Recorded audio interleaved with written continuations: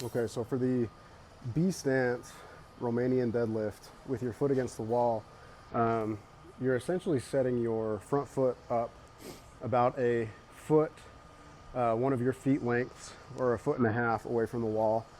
And you're just setting this heel against the wall behind you and then putting your toes down on the floor. And the idea here, as far as weight distribution goes, you should be about 80 to 90% of your weight bearing should be in this forward leg. Now the setup is you want your weight right on the inside of your foot, because one thing that we're going to work on here is fixing kind of one of the more common compensatory movements when people get on one leg, which is to turn their pelvis out to the side. So we're going to really focus on squaring the pelvis towards the floor. Now, as you do this, one thing that you should feel is on this lateral and posterior hip tissue on this side, you should really feel that lengthening out. You should be able to feel it in this kind of lengthened but active position. So focusing on squaring the pelvis towards the floor, kind of you're taking your two hip bones and making sure they're both pointed at the floor as opposed to pointed out at an angle here. So the pattern though is just a conventional style Romanian deadlift hip hinge pattern, and I'll show you from the side here in just a second. But what you're going to do is you're going to take the weight right on the inside of that midfoot. You're going to brace, stand up, keep that pelvis squared to the floor.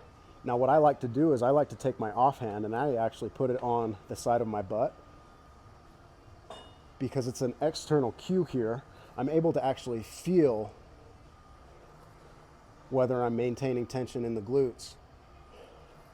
And you're just performing a hip hinge, and that weight returns right down to that midfoot line every single rep.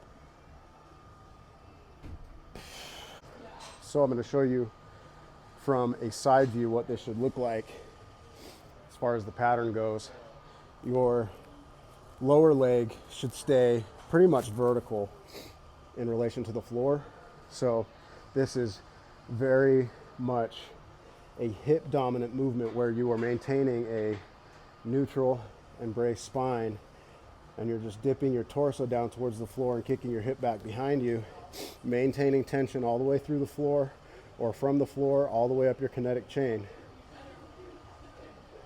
Again, I like to put my hand on my bum and kind of lateral hip tissue here. Make sure that I am maintaining tension.